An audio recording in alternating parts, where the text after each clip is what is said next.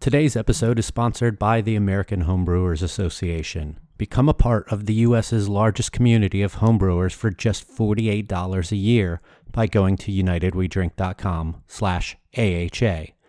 What exactly do you get with your AHA membership? How about a year-long subscription to Zymergy Magazine, the world's longest-running homebrew magazine? Exclusive deals and discounts at over 2,000 breweries, bars, and bottle shops across America. Discounts on Brewers publication books and merchandise. Access to a huge library of previous HomebrewCon seminars and talks. And early access to purchasing tickets to each year's Great American Beer Festival and Savor. Sign up now by going to unitedwedrink.com/AHA and get a year's membership for just $48. And if you sign up now, you'll get a free gift. What's that gift? I'm not saying. You need to go see for yourself. It's pretty great. Support United We Drink, support homebrewing, and support the American Homebrewers Association at unitedwedrink.com/AHA. The opinions and statements in this podcast do not represent those of the host's employers, co-workers, family, or imaginary friends. Now enjoy the show. Happy hour? More like amateur hour. Welcome to United We Drink.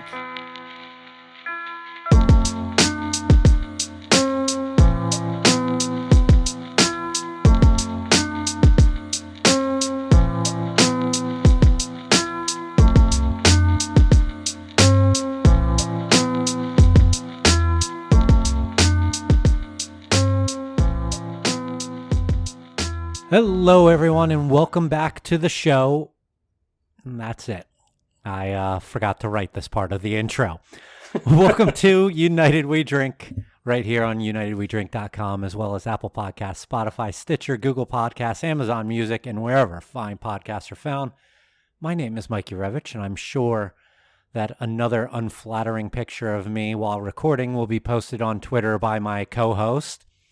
He is a man who is well-versed in the art of Minnesota lagers right now.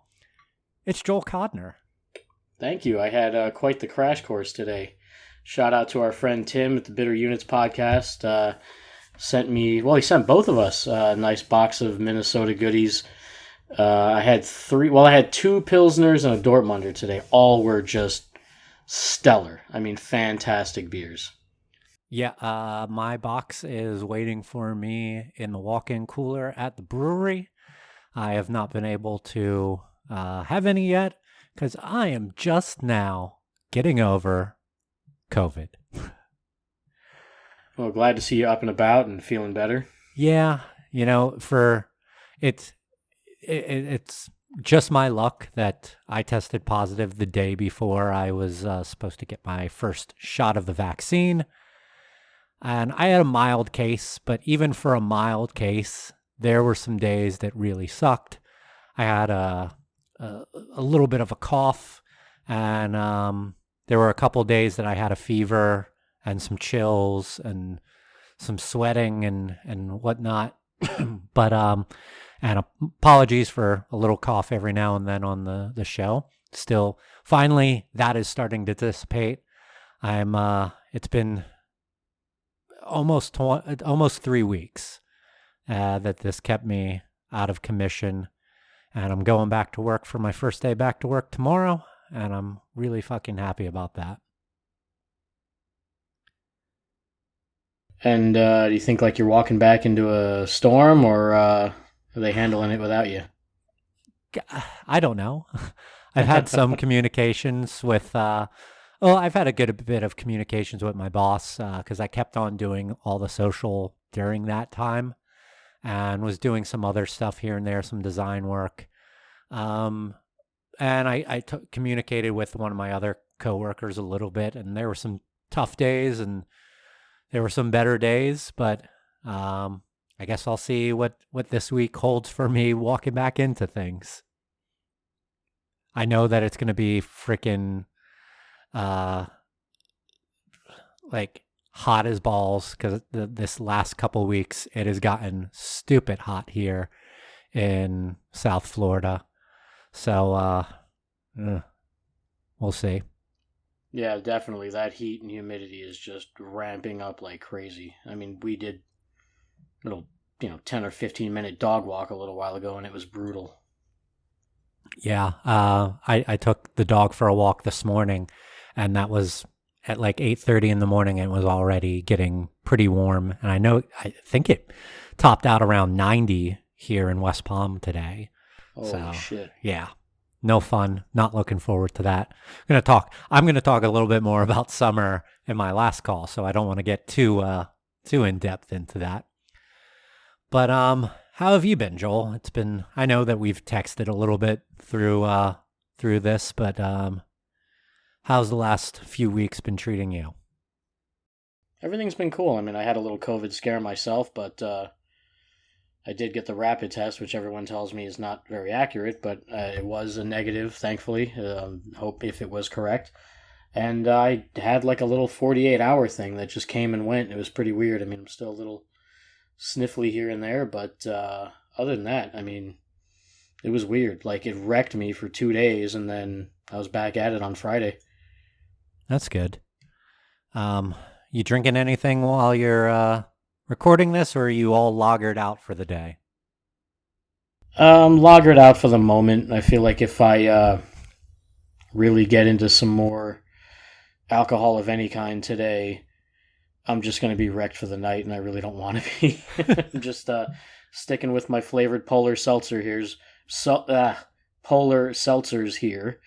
But yeah, I mean that stuff was great. Really inspiring lagers. I mean, there's so much shit out there these days, and to get a few crispy boys, as the kids call them, was a nice little thing for today. Enjoying them in my dovetail dimpled mug. And the in-laws Such a nice came over glass. and we watched Nobody with Bob Odenkirk, which was incredible. I've seen the previews for that on like when I was isolating in our bedroom. I was watching some old Office episodes, and that kept on coming on as like an ad, and it looks really fun. It's definitely got a little bit of a John Wick vibe. It's kicking ass against some Russian gangsters and almost a little bit of a Darren Aronofsky vibe with some of the quick cut editing in certain scenes. But, it was fun. Great performances by Christopher Lloyd and RZA, who I didn't even know were in it. Oh, But I it's didn't just, either. yeah, it's just some good shoot 'em up action fun, nothing crazy. RZA's become a pretty solid actor from the stuff that I've seen him in. He's really enjoyable. I thought his best performance was as one of the undercover cops in American Gangster in 2007 with Russell Crowe and Denzel Washington. He just, he plays one of the guys trying to take down the drug dealers, but he really has his moments in that film. He's pretty fun. I haven't seen that. I saw him recently in The Dead Don't Die, the Jim Jarmusch zombie movie from a couple of years back with Bill Murray and Adam Driver, Yeah. and he plays a delivery driver, like a parcel driver for a company called WooPS. Perfect. Yeah. I am drinking a Crispy Boy today. This is only my second beer in 20 days. I am having La Playita. It is as from the Tank Brewing down in Miami.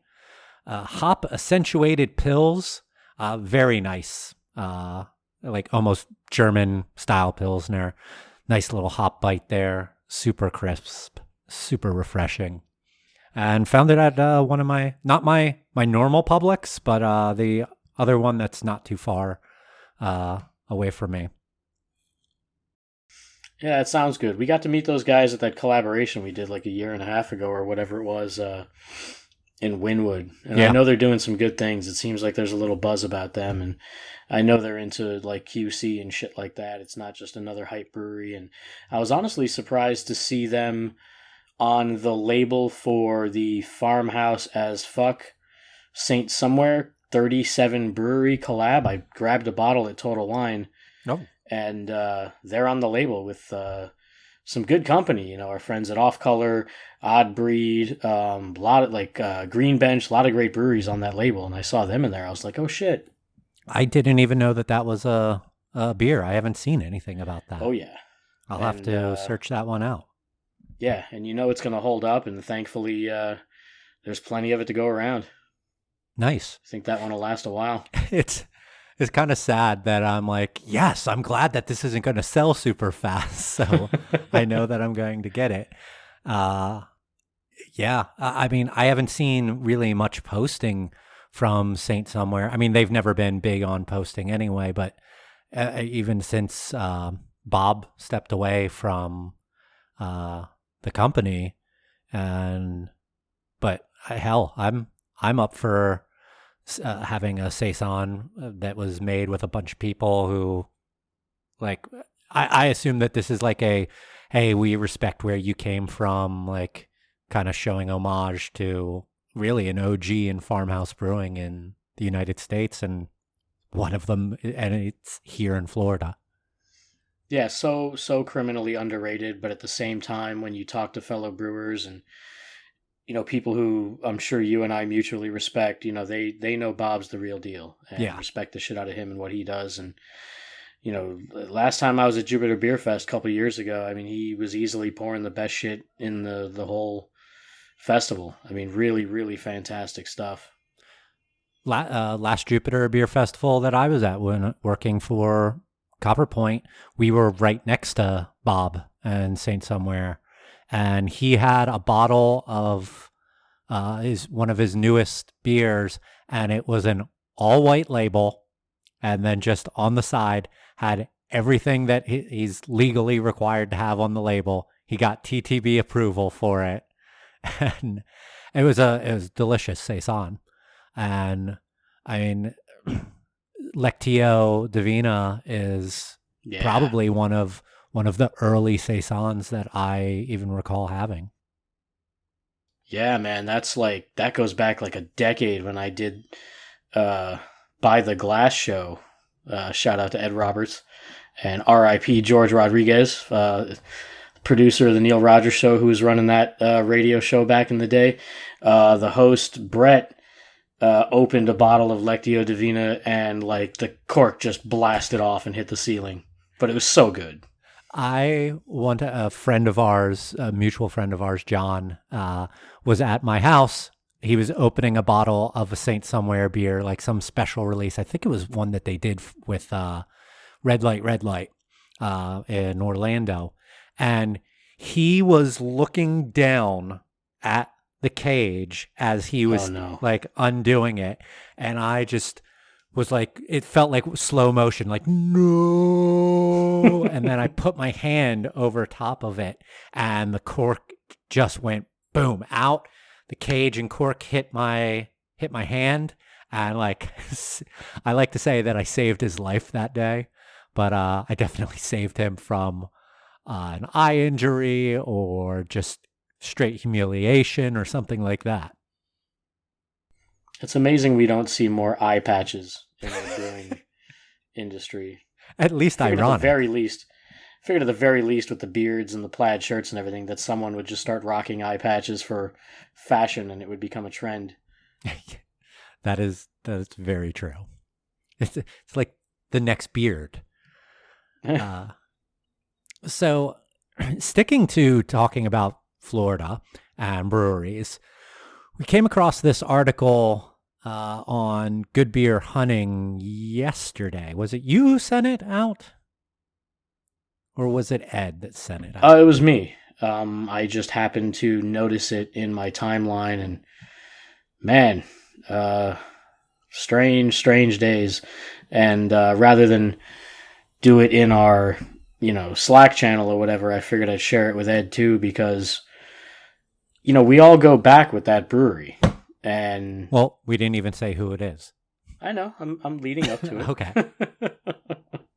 But I mean, go ahead. You were starting something there. So the article is about Constellation brands and their breweries, their craft breweries, and the kind of afterthought it seems like they are to the company right now. Constellation Brands is the American importer of the Modelo Group. So Modelo's beers, Corona, Pacifico, and they are also the former owners of Ballast Point, and they are the owners of Funky Buddha Brewery in Oakland Park and Four Corners Brewing out of, Dallas. And talks about how in a lot of press releases and calls with like investor calls that Four Corners and Buddha are not even really being brought up that much. They're not being talked about what the plans are with them, how they're doing. No real communication back from people at Constellation when asked about them. And this is coming off of the heels of them selling the Ballast Point brand for pennies on the dollar a few months back to another craft brewery. And this is a weird thing because, especially from us, our perspective, being South Florida people, South Florida beer fans, we've been following Funky Buddha since they were just a little hookah brew pub on a one-barrel system in Boca Raton. And now they are this big brewery who had a Super Bowl ad for this region this past year, or just this past month or two ago. And it's disheartening and it's sad reading about a brand and a brewery that we knew so many people from, and seeing how there doesn't seem to be any rhyme or reason to anything, any direction coming from the parent company. And it's kind of, it is disheartening.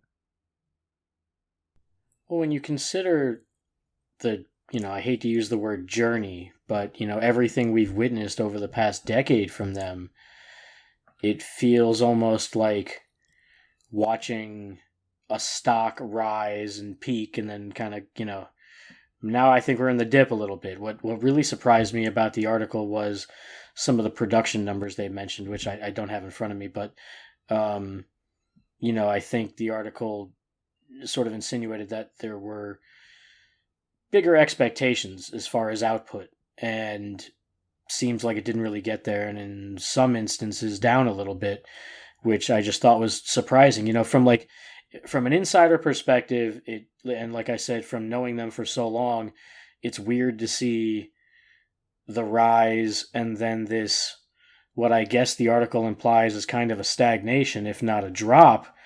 But from just an average consumer perspective, I haven't noticed a difference. I mean, I still see their stuff everywhere. I always see people grabbing their six packs at Publix. I'm constantly at Publix. Just the other day, I saw a lady grab a six pack of their Floridian off the shelf. The new rebranding has been noticeable. I've seen the new cans and stuff everywhere. So, from that perspective, it doesn't really feel like much has changed, and they're still out there doing their thing. But, reading that article, it feels like, maybe it's more doom and gloom than what's really happening. I don't know. The article mentions Funky Buddha in 2020 had a 6.8% drop in sales, and that was the Pandemic. year. And I know they do mention in this how a lot of other regional breweries were up still because of a shift in direction towards the off-premise and retail stuff like that. The one number that really jumped out at me, and it wasn't directly about Funky Buddha, but about Ballast Point, is in a two years from 2016 to 2018, they dropped, and they were purchased in 2015.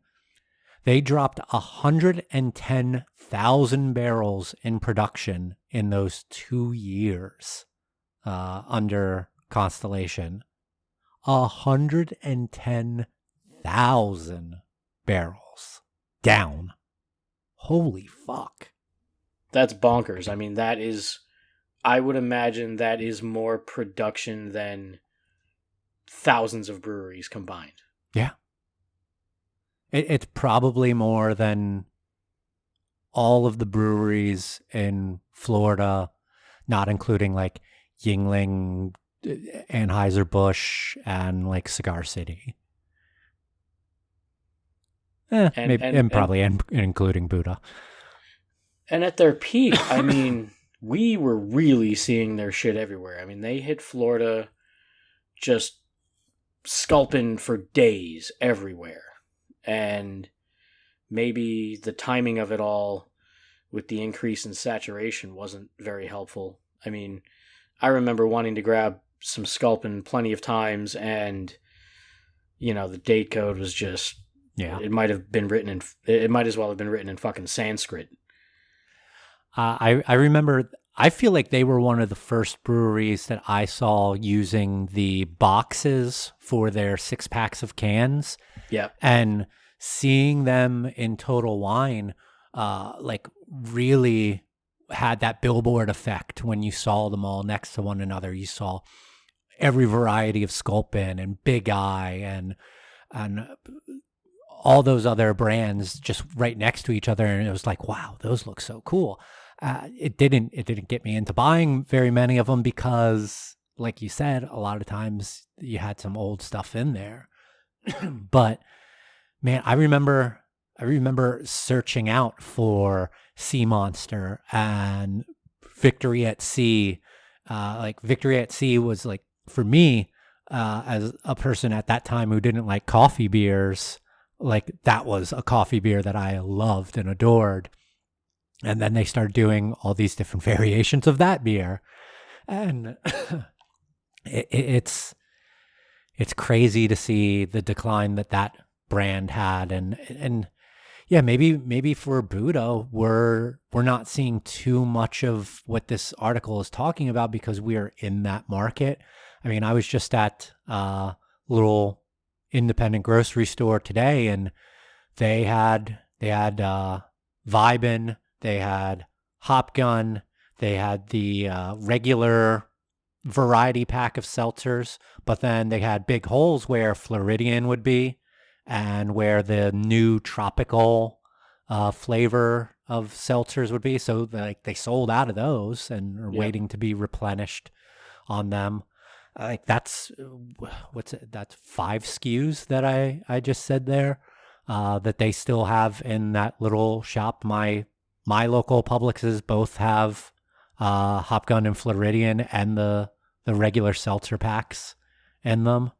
But it is, as this article said, interesting because this brewery started out kind of gaining its hype off of being one of those innovators of the food flavored beers, the pastry stouts, the pastry porters, really, and confectionery stuff that is all hyped up now, but they're almost not even in the conversation when talking about those beers anymore. I mean, they were definitely really cutting edge at one point.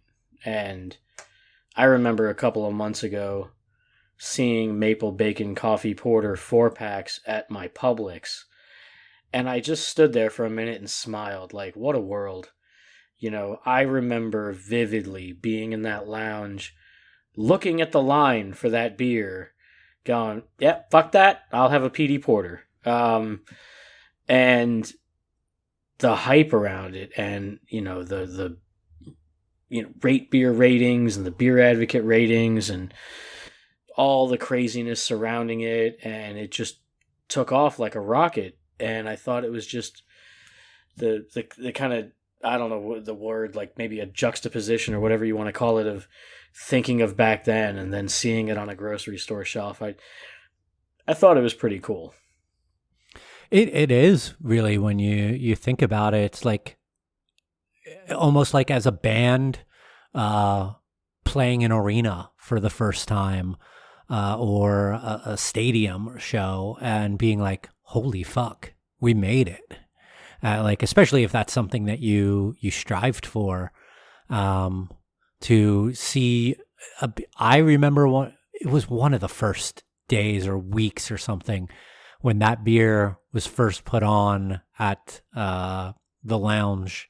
You and I being there, and you having, I don't know how many of them. Probably shouldn't say. 6. Hey, team coffee beer.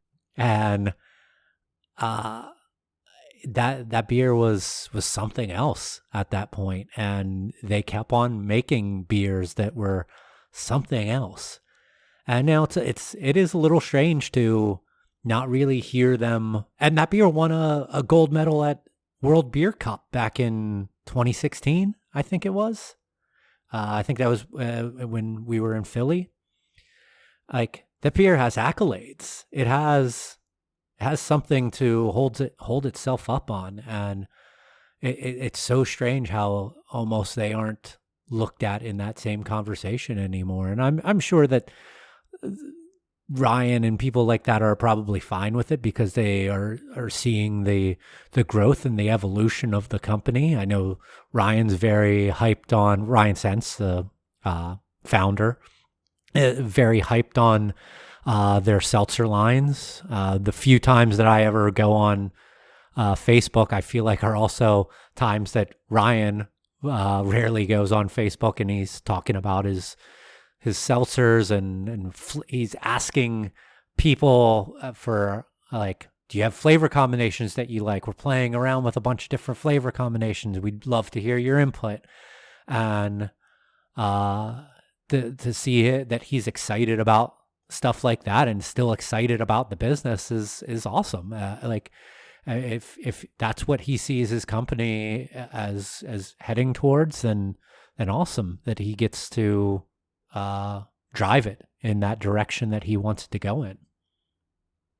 And the day of the announcement of that sale to Constellation was one of my favorite days on social media. Like, right there with the Wicked Weed buyout, because the nerds are just so rabid and lose their fucking minds, and it's hilarious.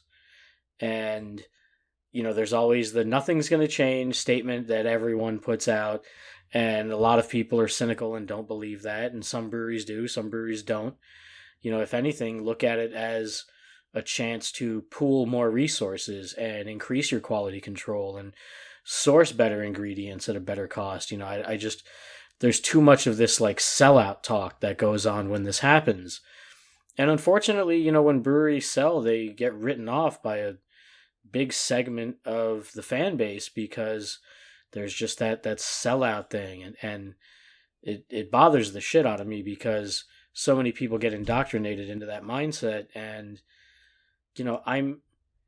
I know Big Beer has some poor business practices and some predatory shit going on, and there's 1,000 arguments to make against them, but for me, at the end of the day, I just think, like, if you're not an asshole and you make good beer, I'm with you. And I don't mind. But when the pandemic started, I was buying more macro than anyone. I was loading up on that, not just because, it was a cheap alternative at the time, but also because, it's fucking good, easy drinking. Yeah. And so many people just turn their nose up at it. I still see so much of that snobbery that I feel like doesn't get addressed enough. And some breweries, like I said, some breweries change, some breweries don't, but I just think it they're still a local business, right? They're still supporting people locally. We know people who work for them. They are local people at a local brewery, even though by some BA definition or whatever you want to call it is not independent or whatever. But one of our oldest friends in this industry still works for Funky Buddha. Yeah. And it's funny you bring up Wicked Weed, and I noticed during the pandemic last year they posted like a thing about they're like, we got our in-house fab guy working on making like kind of pods for people out in their one of their locations, their beer garden, so that people can be socially distant and have private areas and enjoy food. And I tweet about like, this is one of those things that big money and a big brewery like backing them can help them do. And I got called out for supporting that idea. And it's like, that's a weird flex to say that getting bought out helps you build things. Like, how many small breweries have a in-house fab person who can fabricate like domes and shaded structures for your beer garden? Not very many. But like, it's sad how some people, they just don't want to, like you said, there are terrible things that they do. The predatory sales techniques and tactics we could go on about, but there are actual benefits to their companies by having that money behind them that can help keep them open, keep their employees working safely, and continue to provide a service for their local area. Like, because I want to know what the end game is for these people. I want to know like what would be an acceptable finale for these breweries that you support. Like, I thought the American dream was to like start a business and be successful and, you know, create and build, and then someone comes along and is like, hey, we're going to give you millions of dollars for your brewery, and that's bad? Like, come on. Yeah. Like, I feel like so many of these people, these are the same ones fucking begging for, you know, $2,000 online from the government every goddamn day. Yeah, it's like, don't do it. Well, what should I do? Just stay the way you are. But I am crippled by debt in this company. My employees could use a boost in pay that I can't really provide right now. And like, no, don't do it. Don't sell. They're terrible. You could say it's a double-edged sword all you want, but I think, like you said, for a person who's an entrepreneur starting a business, I think something like that is the goal of a lot of people. And to be able to sell and create hopefully a better place for the product and for the people that they work for and for their consumers. Yeah, I would like to know what those people's interpretation of the end game would be. Like, where's it end? What's the exit scenario to where everyone is happy? Please tell me. Tell us online at our Twitter handle at United We Drink. But you know, I think that's kind of enough for talking about that article. Unless there's something else that you really want to say. No, I just think if you're a friend or, you know, local brewery, and, you know, local boy makes good, or whatever the, you know, headline is, if you set up your future and your family's future and your grandkids' future to never have to worry about a thing again financially, I could not be happier for you. So fuck the haters and don't listen to the noise. Actually, something I real quick could go back to, when the day of that announcement, I texted Ryan from Funky Buddha. First time that I probably had texted him in years, and I congratulated him.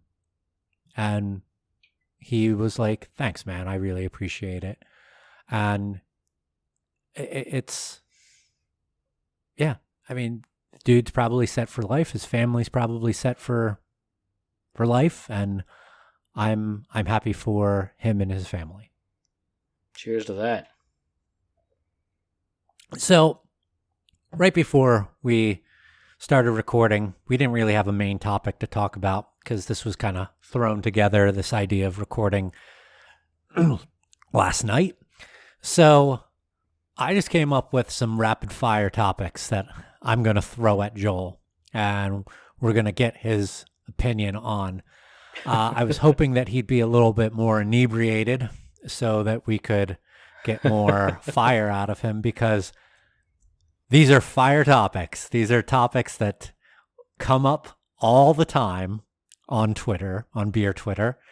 And they're those ones that seem to last a couple days of people going back and forth.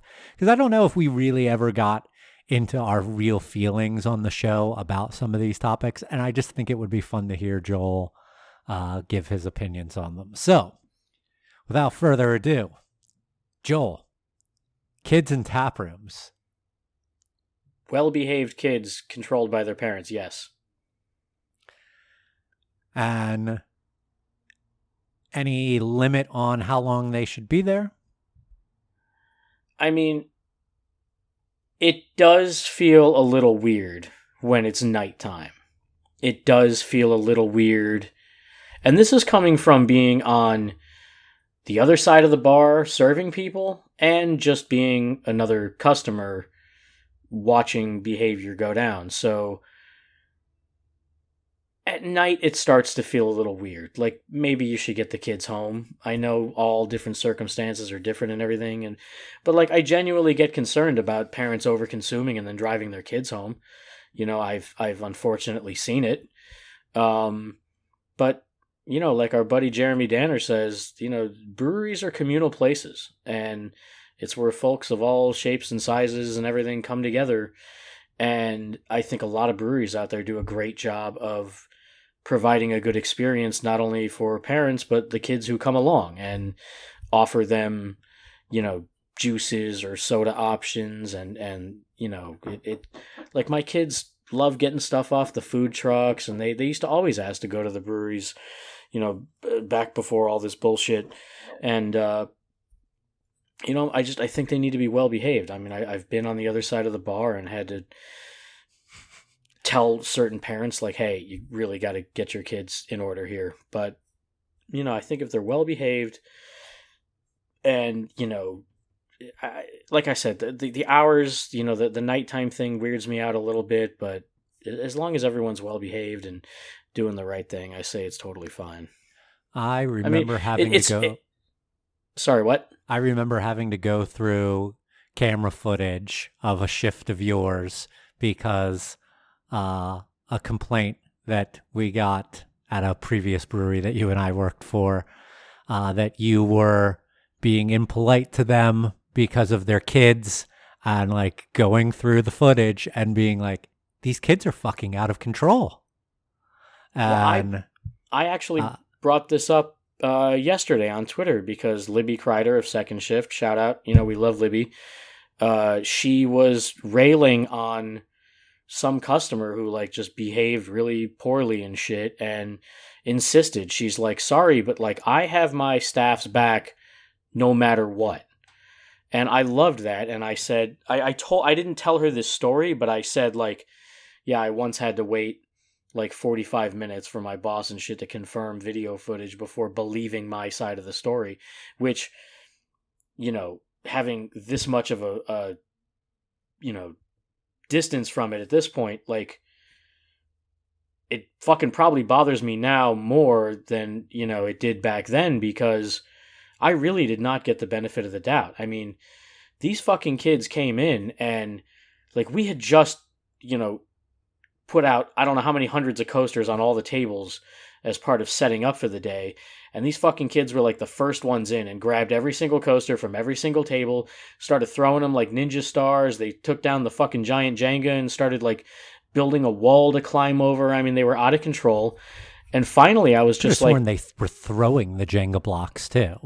Yeah. And I politely walked over to the family that was just sitting there letting their kids run wild. And I was like, hey, you know, we've got signs everywhere, you know, it just says, you know, please try to keep the kids at your table and you know, well behaved, that kind of thing. Just, you know, we don't want them running around and tearing shit up. And they were like, oh, sorry, yeah, no problem, da-da-da-da-da. And then they come up to the fucking counter to close out, and they're like, you lost so much business, fuck you guys, and left a shitty review and said they were going to go to a neighboring brewery. And, like, I got a lot of shit for that, instead of being, like, technically the first employee, after I don't know how many years being given the benefit of the doubt, they were like, well, we'll go review the video footage and see if we need to fire you or not. And I told them, I go, look, if anything I just told you is any different than what you see on that video, you can fire me right now. I believed you 100%.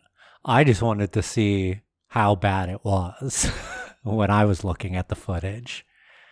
And it was pretty bad. Like when you were telling me, like, oh, they were throwing Jenga blocks, they were throwing coasters, and to be able to see, like, holy fuck, they are. And there's the parent, like, they ran into the brewery side, like, past the chains that were there. I was like,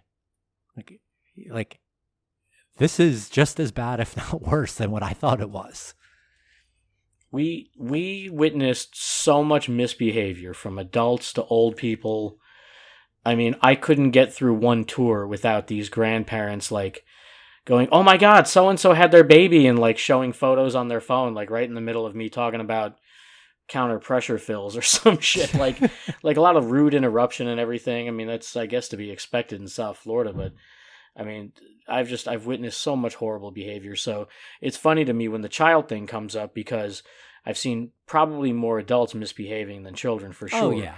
And I think so, to say kids in tap rooms, it's like, okay, well, how many parents are getting shit-faced off, 2-for-1 drinks at fucking Duffy's or Applebee's or whatever? Like, what's the difference? Because that's a restaurant? Oh, yeah. I completely agree with you on that.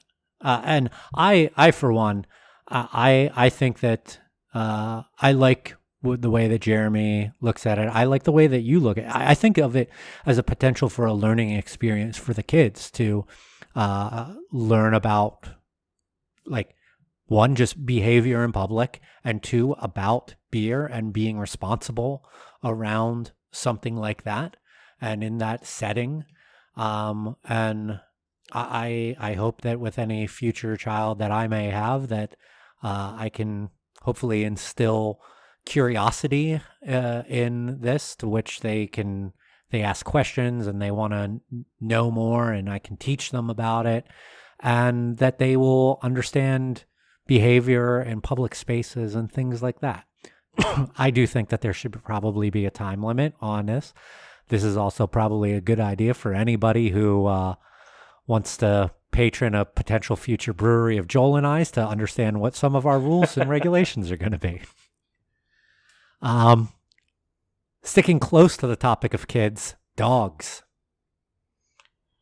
Once again, well behaved. I mean, remember, we used to have a guy, I could swear we thought he was like in the Russian mafia or something like that, but he had this big nasty fucking dog that was like jumping up on the tables and barking his balls off, and then our owner had to basically tell him to get his dog and get the hell out because the dog was just so misbehaved. It's way back in the day. But I remember the guy you were talking about, but I more so remember him potentially having some mental issues. I mean, that's possible and unfortunate, but at the same time, I think breweries need to be very clear about their expectations, their rules, and like I've said before, we have a lot of self-entitled people who think they're just going to walk around and do what they want. We've seen lots of it through the pandemic. God forbid you can't go to fucking Chili's one night, without your mask, or like I've had to deal with people who bring these little fucking foo-foo dogs, that they're carrying under their arm, telling me, like, this is my service dog. And it's like, look, I get if you have an emotional support animal. I understand pets and the science behind them, easing anxiety and things like that. Totally valid points. But, you're not going to tell me that your fucking Chihuahua is your service dog and let it piss all over the brewery. And, it's one of those things where you're not allowed to ask people like what service does. Like I forgot the rules. It's been so long since I've had to deal with this, but there are certain things you can and can't say to people when they claim it's a service dog. And once they do that, it's kind of like, well, I guess I'm fucked and can't really say anything to them. And some breweries are really good about restrictions and keeping people honest about that, and others are just like, hey, we don't want to get a negative review, so just let them fucking run wild. Yeah, and ever since I got a dog back in late 2019, I've tried to kind of figure out, oh, well, okay, what are the places that allow him? What are the places that don't? And it's not that we don't patron places that don't. We just realize like, okay, that's not a place that he goes to. And places that he can go to, we'll take him. We almost always will sit outside. There's a few places that allow us to take the dogs inside. And I'm like, I don't really dig that. I'd rather be outside if I'm bringing my dog. I don't want to, if he does start barking, the reverberations and the echo of his barking inside is a nuisance, and I don't want people to get bothered by that. But we've had a couple of times where Nugget he's acted up at a brewery, and we're like, all right, we're going home. Like, you can't behave, then we're not going to force other people to have to deal with you secondhand. So it's like, all right, finish these beers, go close out, and we're going home because you can't behave yourself. He doesn't understand that. He's a dog, but I used to be probably a little more hard, like against dogs at breweries, but I think I've opened up to it now that I have a dog. But I think that it should be more of an outside thing than an inside thing. I mean, we are making a consumable product, and right. I still think that they probably shouldn't be inside, especially if the brewery is not separated off from the inside tap room. Yeah, I definitely like the patio space and the stuff you guys have at Copper Point for that kind of thing. It's just, it sucks when it's a rainy Florida day. Oh, yeah. And on rainy days, we don't take him places. But all right, moving on. Next topic: shaker pints. Oh God. Look, I get it. I get that they're cheap. I get that they're stackable. It's one of those things that, a lot of breweries rely on. Glassware is fucking expensive. It gets stolen. It gets broken. It is that universal glass. Personally, I'm not a fan. I wouldn't order it for, my brewery if I owned one. And I probably wouldn't even brand my glassware because of all the experience I've had with theft and breakage and it's already a serious tackling cost. The next question. What? You're already tackling the next question. Okay, branding on the glassware. My current boss and our mutual friend Kevin brought this up to me the other day, asking, how would I feel about another order of glasses but not being branded? And I'm really divided on it because I understand the cost that goes into, the additional cost of having branded glassware. But, the last couple of times I tried to take a photo of our beer that I was really proud of and wanted to post online, I noticed that, some lettering had kind of flaked off a little bit and it didn't look its best. And, I'm kind of a stickler for presentation sometimes, but if it saves the brewery money and reduces theft, then I'm for it, and I'm fine with the no branding.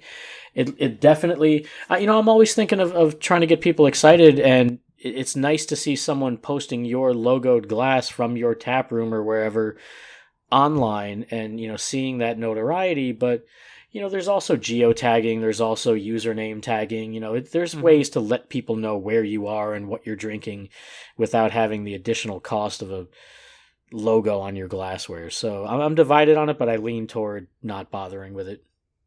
I am of the thought that the shaker pint has its place. I don't think poorly upon any brewery or just business in general that wants to use them. I understand them. And like you said, they're stackable, they're cheap and durable. So I'm completely fine with them in that aspect. If it were my own brewery, I probably wouldn't use them. And I'm 100% behind you with the branding. There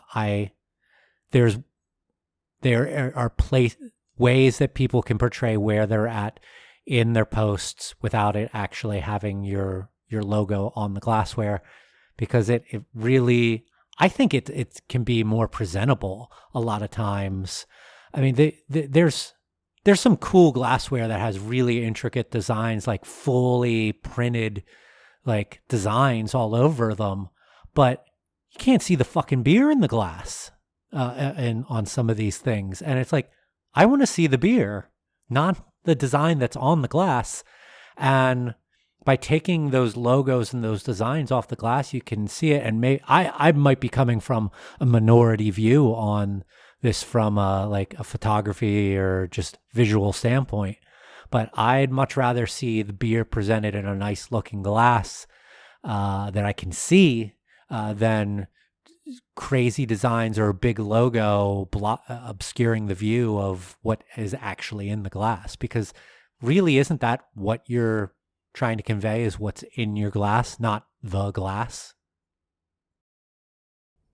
For me, I'm totally not convinced on some of the science in regard to sensory perception in differently shaped glassware. I mean, obviously snifters and things like that, you're able to get your nose in and get more aromatics out of the beer. I understand some of that, but we've had some, a little bit of salesmanship in some of the newer designs that I feel like maybe are just retreads of old glassware, or I don't get really hyped up about when someone announces a new thing and it's like, oh, it's gonna fall over the edges that are built in, the ripples, and you're gonna get more it's like, yeah, okay, just pour it in a fucking glass and let me drink it, please.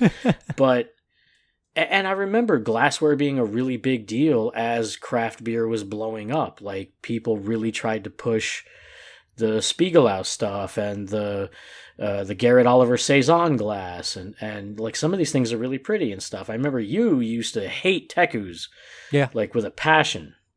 I still don't like the Spiegelau IPA glass. I've learned to accept the Teku. But if I could just offer one last opinion on glassware, I also think that improper glassware, just like beer styles themselves, have been so normalized into not, like, the shaker pint argument makes me laugh when you consider all of these people on Instagram drinking fucking Iceman pours out of a fucking ashtray they molded in third grade art class. Like, the glassware feels very silly. Like, I drank 3 different lagers. I had a Dortmunder and 2 Pilsners out of that dimpled dovetail glass today, and I was kind of like, is this even the right glass? I don't know, but I love my dimpled dovetail glass, and I like these beers, so I'm gonna put them together. Like, I enjoyed it. Didn't matter if it was in a footed Pilsner or a Nonic or a shaker pint. Didn't matter to me. I enjoyed the beers as they were and didn't try to overthink the glass. I think that's some good words to live by. All right, last topic here, and this one will be probably listened to very closely by some of our friends over on Bitter Units. I know where you're going. What's that? Flights. I knew it. So when I did my first Bitter Units appearance, I think it was Aaron who got pretty miffed with me over kind of offering a rational response, which I rarely do, about flights. And I was just trying to be, what's the word? Nice. Non-confrontational? What's the fucking word when, diplomatic. I was trying to be diplomatic. Because, as I've said, I've been on both sides of the bar. I hate serving flights, but I also understand that it is part of the experience. Someone on the other end of that wall is busting their ass to make beer, and you should represent it as best as you possibly can and guide people toward, a beer that they are going to be a fan of, and giving them different options helps them do that. And like, personally, I don't feel like the beer I brew ever, like whether it's for, another brewery like I'm at now who, they have their recipes and it's not mine. I'm still making that beer, and whether it's something I created on my own or something I'm making for someone else, I still want it represented well, and I don't believe flights do that. I think it's still good to, offer samples. I've really changed my mind on flights somewhat in the last few days, honestly, witnessing some of these arguments online, because I understand that a lot of people just feel frustrated, and we're kind of rounding the corner here with this pandemic, and I don't want to say things are getting back to normal, but they are picking up a little bit. And I get that there are a lot of people in the service industry who are just like, we're fucking burnt out by everything, and the last thing we want to do is start pouring flights and getting into all that horse shit. Like, we want to get back to business, but we want to make it an easy transition. And I totally get and support that. And I honestly really support the idea of like half pours, and I convinced one of my former bosses, I'm like, listen, we hosted this fucking party, and everybody just like who had never been here before and never tried anything left all of these half beers around to waste after they left. I'm like, let's get some 8-ounces in here and kind of offer that option if we can. And it worked for a little bit, and you know how that place operated. But flights are a pain in the ass, and I don't like the presentation. I don't like the idea of someone coming in and going, yeah, I want all 24 right now. Yeah. Because by the time they get through half of them, they're going to be warm, flat, the head is gone. It's just, I don't think it's the best way to present beer. And, you can't really get your nose in the glass. I mean, I know there's lots of different styles of flight glassware, and some are kind of neat and innovative, but it's still so small. And, someone brought up a point earlier today that I really respected, which was that people are rating these beers. And I don't think you can truly get every nuance and flavor and aroma out of 4 ounces. I mean, I just don't think you can. I think it's just as bad as if these fucking people who rate 2-ounce pours at festivals. Like, are you out of your mind? So, when I had control over the glassware and the service at a certain brewery, we did offer flights, but I wanted it presented, with, we did like the oyster cracker thing to cleanse your palate, and I wanted to make sure everybody, knew what they were drinking. So like the paddle had like a little chalkboard thing with all the names written on it. We tried to make it as, idiot proof as possible, but, and I understand like there are so many people, and I think this is something we lose sight of constantly, no matter how many breweries there are. So many people still don't think there's much beyond the macro beers. It's just not in their world. It's like, fucking BDSM or electronic music or, avocado toast. Like, there's a million things that people don't know about, haven't tried, and maybe not even give a shit about. So when they come into your brewery, yes, you would love to make a frequent customer out of them and give them options. And, flights have successfully done that, sure. But I'm getting to the point now where I feel like it makes a little bit more sense to do the half pours. I mean, we've seen people abuse the shit out of let me get a taste of this, let me get a taste of that. They order 8 tastes and then a fucking flight. It's madness. Like, I don't think people sometimes truly understand like the service that goes into it sometimes. And it's a lot of work for what amounts to 1 pint, and that's 4 glasses you have to check that are clean instead of, 1. And I've been to some top-notch beer bars that are like, hey, we do an 8-ounce or we do like a 10-ounce and a pint, and I love fractional pours. I think there's serious value in them.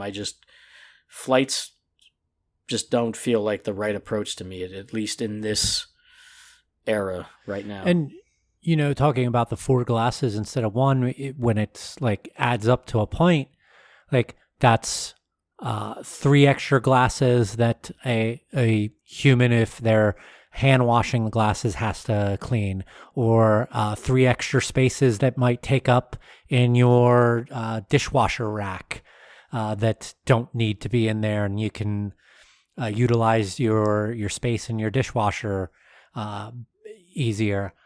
Look, I'm not above flights.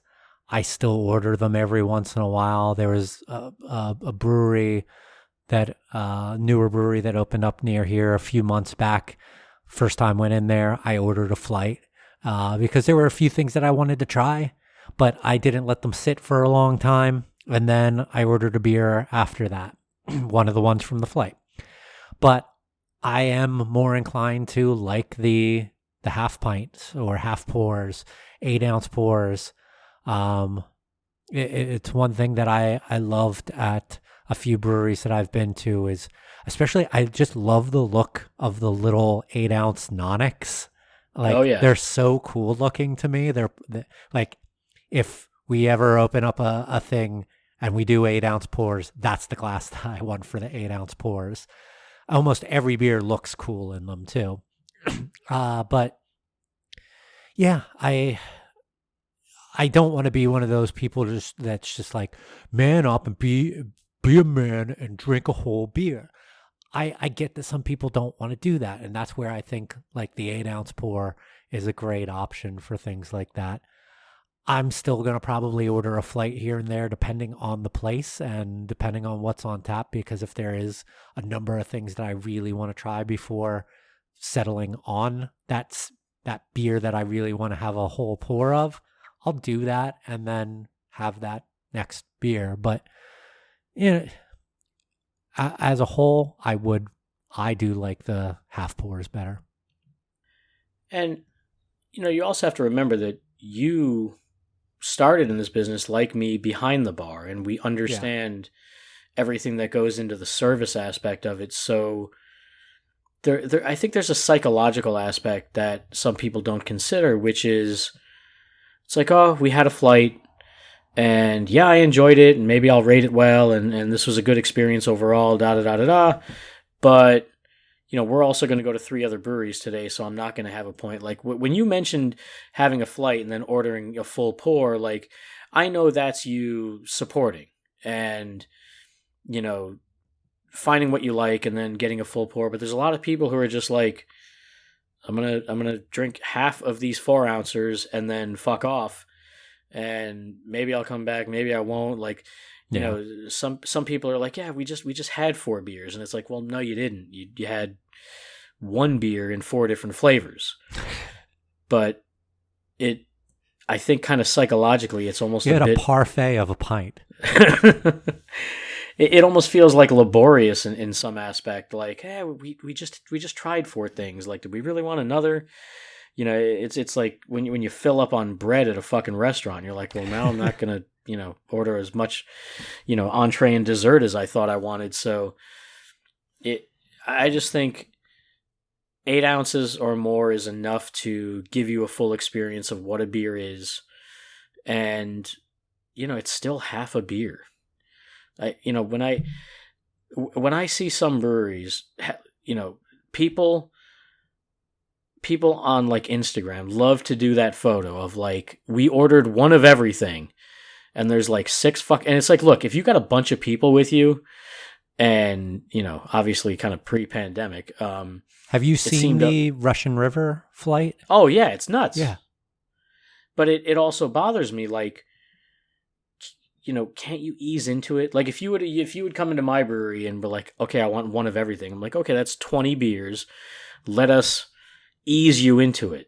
Like, let's start with 4 or maybe 8, 2 paddles, and, see how you go from there. But like, to give you 20 fucking beers at once is so wasteful.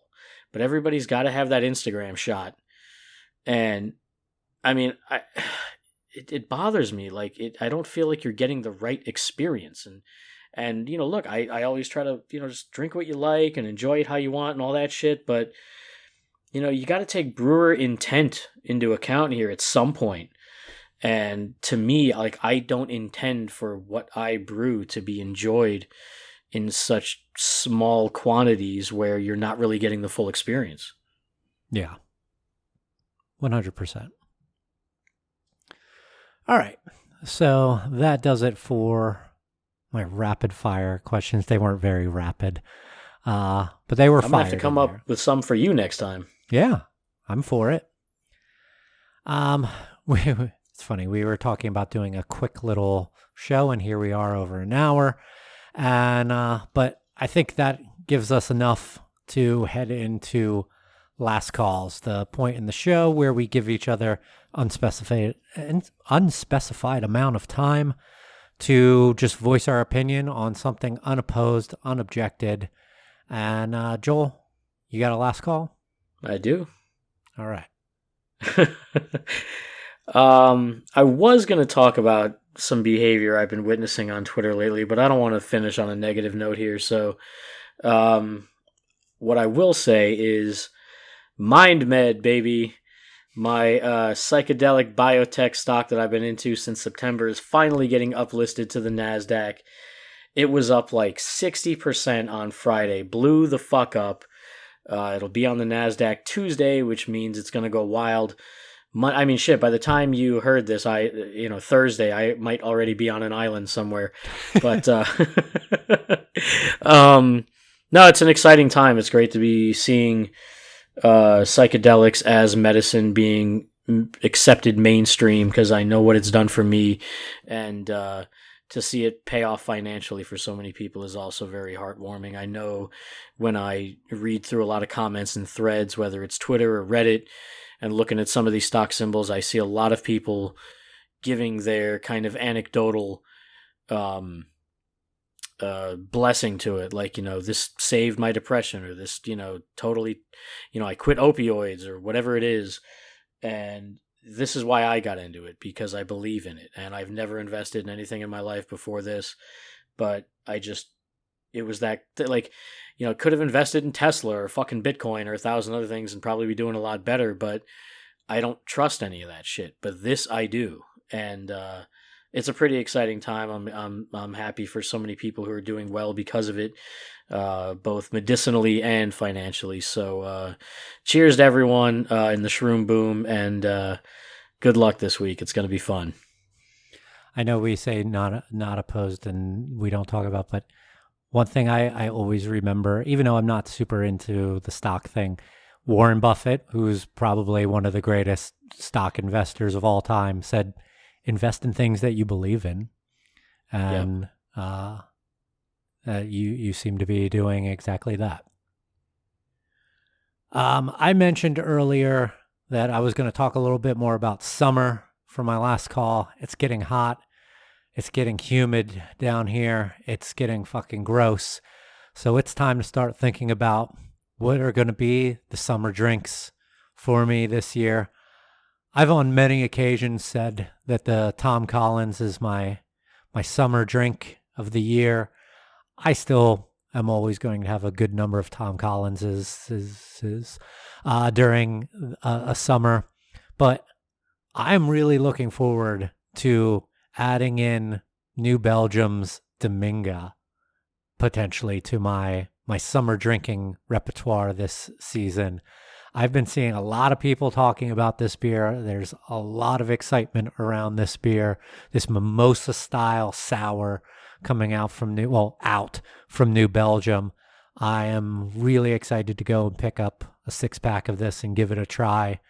I'm also open to other cocktails and other beers that you think that I should be trying this summer and should make it my thing for this summer. So hit me up on Twitter at Mike Loves Beer and let me know what you think that I should be having. And be reasonable. Don't tell me something that is only made by a brewer, that's made by a brewery down the street from you that doesn't distribute. Like, give me options that a person in South Florida can probably easily get their hands on.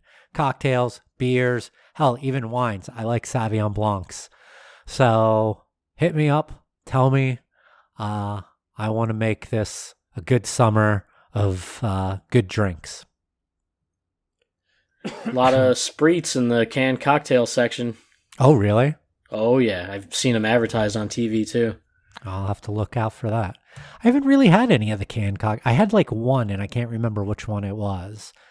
But maybe I'll gotta try some of those canned cocktails this summer.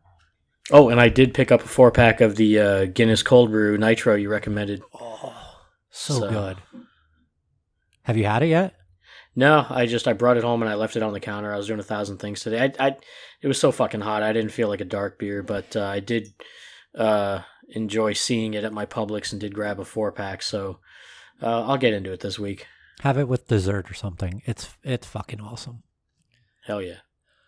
All right. So, Joel, anything you want to plug? Joel Brews on Twitter, and met Barrel of Monks. Thanks to everybody who came out and supported the anniversary of the tailgate party. We kicked ass. Great sales day for us. I mean, great reviews on the beers. Everybody loves the double IPA, the Mocha Quad. It's been kicking ass. So thanks to everybody for supporting, posting about it, the messages you've sent me. And shout out to our good friends at Bitter Units. I don't know when the episode I was in is dropping, but we got to talk to Joel Wynn from New Belgium. Great conversation. It was kind of Joel versus Joel, not versus, but if there was a beer versus, even though we're not really against each other, it was Joel and Joel. And I told him, "You're Joel win, I'm Joel lose," when we had to try to figure out how to differentiate between us. But great conversation. It went on for a couple hours. He took us through the Dominga Mimosa Sour, which is terrific. The one I was just talking about? Yep. And very, very candid on the process that went into creating it, branding it. So it was a fun conversation, and please be sure to look out for that when it drops. Awesome. You can follow me at Mike Loves Beer on Twitter and Instagram. I don't know if we'll probably have another episode out by the time, but I'd be remiss if I didn't mention that us over at Copper Point are celebrating our 6th anniversary on Saturday, May 15th at our brewery. We are going to be closing off our entire parking lot, having a whole bunch of open space out in the lot, serving beer out in the lot. We'll have the tap room open for pouring beers as well, but food trucks, fun, some live music. If you're in the South Florida area and you've supported the brewery, or you haven't and you've always wanted to, stop on by on the 15th and have some beers with us in a socially responsible setting, and looking forward to that. You can follow the show on Instagram at United We Drink Pod, on Twitter at United We Drink. We're on Facebook as well, and our website, unitedwedrink.com. You can subscribe to the show on any of the major podcast apps: Apple Podcasts, Spotify, Stitcher, Google Podcasts, Amazon Music. We're on all of those. If you're on Apple Podcasts, if you can take the time to rate and review the show, we'd really appreciate it. I mean, rating takes a second. A review can be as simple as a few seconds. So we'd really appreciate that. You can also support the show financially through one of our sponsors that you can also find on our website, unitedwedrink.com/sponsor, or buying a shirt, sticker, button, mask, bag, whatever. We got a bunch of different stuff on our web store, unitedwedrink.com/store. For Joel, my name's Mike. We'll catch you on the next episode. Be excellent to one another. Cheers. Party on, dudes.